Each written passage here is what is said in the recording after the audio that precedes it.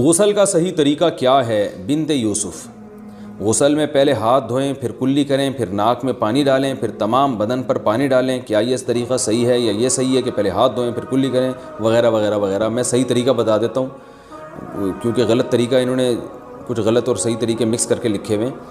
تو صحیح طریقہ یہ ہے کہ سب سے پہلے آپ اپنے ہاتھ دھوئیں، اس کے بعد جہاں گندگی یا نجاست لگی ہے وہ گندگی اور نجاست اچھی طرح دھوئیں اور استنجا کریں.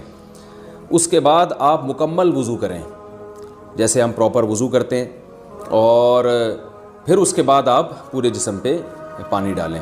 یہ طریقہ ہے وضو کا، غسل کا. لیکن اگر آپ نے یہ طریقہ اختیار نہیں کیا اور ویسے ہی پورے جسم پہ پانی ڈال کے بہا دیا تو بھی غسل ہو جائے گا اور وضو بھی خود بخود ہو جائے گا اس میں. لیکن سنت طریقہ وہی ہے جو میں نے آپ کو بتایا.